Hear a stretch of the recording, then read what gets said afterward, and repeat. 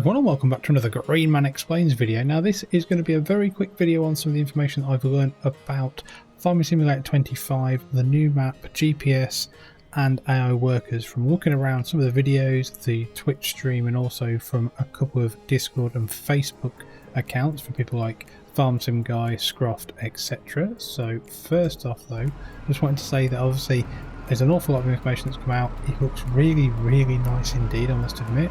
I think that we're going to be really surprised on how good this looks. So first off, we've got dynamic terrain. Now this is not diggable terrain, this just means that there's going to be displacement mapping for fields, and things like tyre tracks etc. will then also be able to be indented. And also if it's a cold wet winter, that's going to be worse. If it's also going to be like it's quite muddy or quite wet, then obviously the deformable terrain will, or dynamic terrain will also change as well depending on weather. So that is really nice. So I think everybody was really happy to see that. Then also you've also got things called higher terrain resolution, which means that instead of at the moment it's at 2 meters, this is at 1 meter, so everything's going to look less blocky and less square, from what I've learned from a couple of people in a couple of Discord servers. So that's really nice. Weather effects is a big one as well. We're going to have improved rain visuals, we're going to have rain splashes, we're going to have a nice wet look on things, darker colours, some reflections and things, maybe even ray tracing. That would be really nice if your graphics card can support it. Also, as part of the weather effects, we're going to get sticky mud on tyres. So as you're going through the terrain that is dynamic, and obviously it's wetter, you're going to get mud, you're going to get sticks on the tyre. It's also might come off, but it's different to dust and dirt, so that's pretty cool, I must admit. The next thing is obviously part of the weather effects is there's going to be rain effects on vehicles. As you can see, some of these screenshots I've got here in this video are directly from people that are at Farmcon, people like Scroft, FarmSim Guy, and also a few other YouTube and Facebook people. So that's why they are kind of enlarged versions of their phones. But as I said, there are rain effects on vehicles, got water droplets on machines, tyre colours darken when wet, and I must admit that fence looks really nice when it's wet. Hopefully though, as part of that, when you're driving, I'm hoping it'd be really cool if you can get like droplets of water on your windscreen. That'd be really cool. Also dynamic shadows, so obviously we're seeing a little bit of lighting when it comes to the other information that came out this week.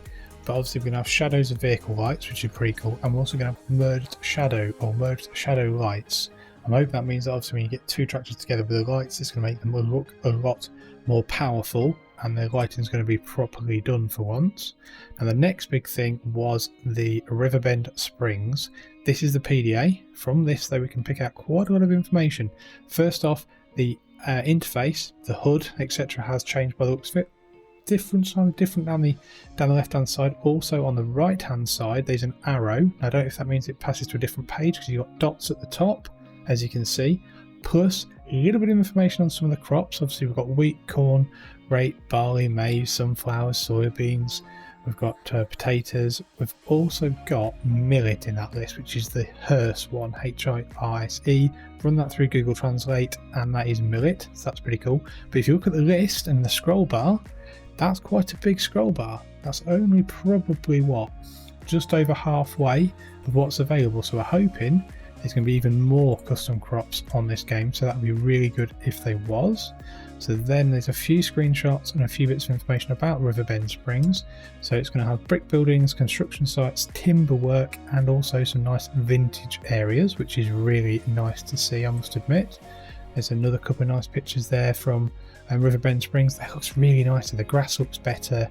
The sky looks amazing, I must admit, and that looks like the mill or building site that we saw the pictures of a couple of weeks ago.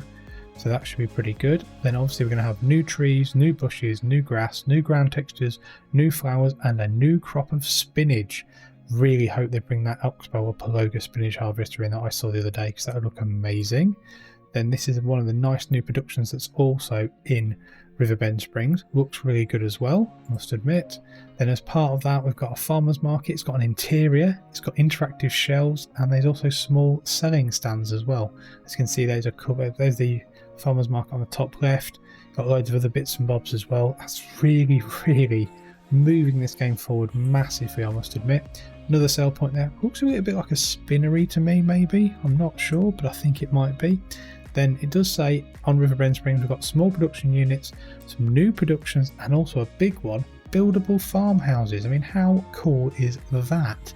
That is going to be amazing, I must admit. Now moving on to GPS. Now this is a picture that came out of Farmcon of the GPS working. As you can see in the bottom right hand side, the GPS little icon is actually gone green, and it looks like it draws a line.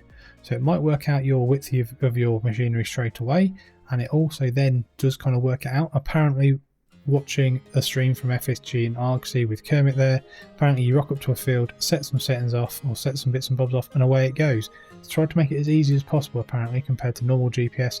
Same with the AI workers, which I'm going to speak about in a minute, but we do have a very quick video of the GPS in action, which I'll play very quickly. Now apologies on the actual quality of this video. It's not amazing, I must admit. It is actually downloaded directly off of a Facebook feed. I haven't got access to this video itself, but I thought I'd quickly show you this. So this is us rocking up to the field. Obviously what you'll probably hear in a minute, you'll see the GPS there. Haven't seen any button presses, but GPS obviously showing some lines, and it's gone orange in the bottom corner. We put the machines down, we can hear a beep in a minute, hopefully. So we'll get the Smash harvesters down there. Really cool. I really do like those. They're really nice bits of kit. So it's going to go forward, and there we go, hear it. Beep beep, double engage, off, and if we turn it back on again and again. So if anybody's actually used proper GPS in a tractor, it does do that kind of noise. So that is really cool. Goes to the edge of the headland, there you go, beep beep, turn off, I'm guessing, and then it will probably then start working again. So that is pretty cool. It goes orange again in the hood at the bottom, so not bad at all. That is really gonna be revolutionary for an awful lot of people like console players. I'm used to using things like GPS, Courseplay, Autodrive, so this is going to be quite a big game changer I think for people. Now the last thing I'd just like to show is the new AI workers. Now this is something that, again, this is not the best video quality, apologies, it's off Facebook, and it's just something that's been launched by either Giants or a couple of the content creators. This is showing you the AI workers and how it's done. Very much like Courseplay, as you can see.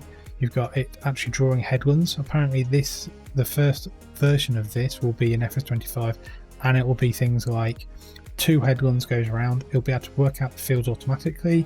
It will then do 2 headlands, plus then it will start going up and down, up and down, up and down as normal.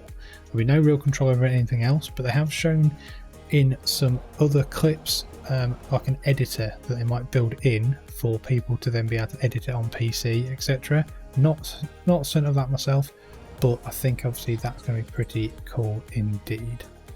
So there we go, it is working really nicely there. So apart from that though, that's pretty much all I have learned from everything I've seen so far about Farmcon 24. There's going to be some scripting and some modding information tomorrow, I think. So let's see what else we can learn then. But hopefully you've enjoyed this quick video. Give it a like, subscribe to the Grainman channel, and I hope to see you again soon. Many thanks for watching.